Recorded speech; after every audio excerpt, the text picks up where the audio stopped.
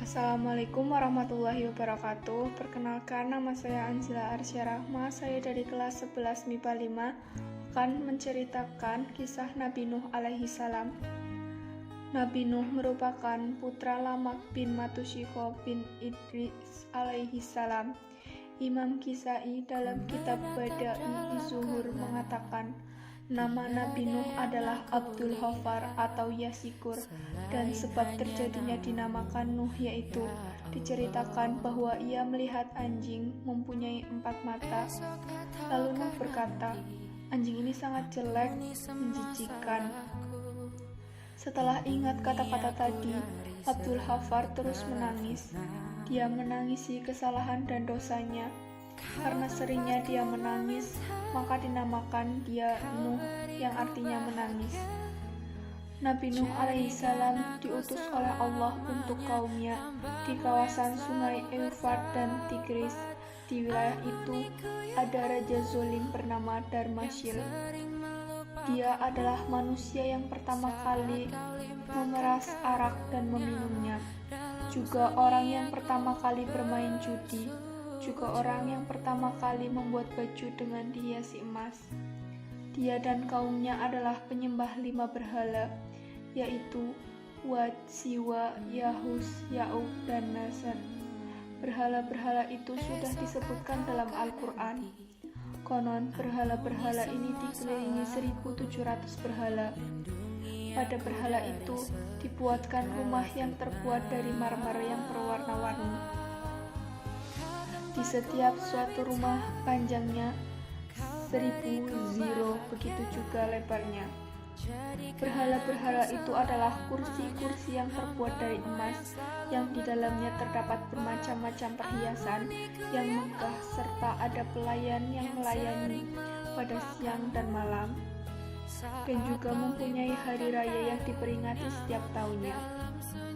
Pada hari raya itu, Nuh keluar, dan mereka pada menyalakan api di sekitar berhala-berhala itu, mempersembahkan kurban. Lalu mereka semua bersujud memuliakan berhala-berhala tadi. Mereka semua membawa alat-alat musik, menabuh gong dan menari-nari beserta ria sambil meminum arak dan berpesta seks. Ketika Nuh berusia 480 tahun, datanglah malaikat Jibril alaihi salam. Jibril lalu berkata, saya utusan Tuhan semesta alam. Saya datang padamu membawa risalah. Sungguh Allah telah mengutusmu untuk umatmu. Lalu Jibril mengenakannya baju mujahidin dan mengenakannya surban kemenangan, serta memberinya ikat pinggang Saiful Azmi dan berkata padanya, berilah peringatan pada musuh Allah yang bernama Darmasyil bin Fumail bin Jij bin Kabil bin Adam.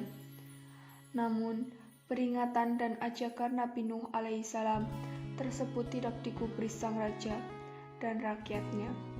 Nuh kemudian mengadukan masalah yang dihadapinya kepada Allah Subhanahu wa Ta'ala, sebagaimana yang termaksud dalam Al-Quran.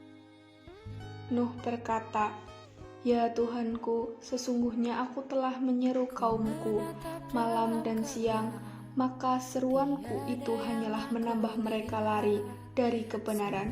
Quran Surat An-Nuh ayat 5-6. Dan Nuh berkata, ya Tuhanku, janganlah engkau biarkan seorang pun di antara orang-orang kafir tinggal di atas bumi. Sesungguhnya jika engkau biarkan mereka tinggal, niscaya mereka akan menyesatkan hamba-hambamu, dan mereka tidak akan melahirkan selain anak yang berbuat maksiat lagi sangat kafir. Quran Surat An-Nuh ayat 26-27. Maka Allah memperkenalkan doanya dan membinasakan semua manusia yang ada di muka bumi, dari kalangan orang-orang kafir hingga anak Nuh sendiri yang memisahkan diri dari ayahnya dan bergabung dengan kaumnya dalam kekafiran. Sebelum datang azab berupa banjir besar, Nabi Nuh diperintahkan oleh Allah Subhanahu wa Ta'ala untuk membuat bahtera besar 3 lantai dengan panjang 200 meter. Nuh bersama para pengikutnya yang beriman membuat perahu besar di sebuah gurun. Aksi Nabi Nuh tersebut menjadi bahan olok-olokan kaumnya. Hingga suatu hari badai itu datang, hujan deras, disertai badai menerjang seluruh daerah tempat kaum Nabi Nuh berada.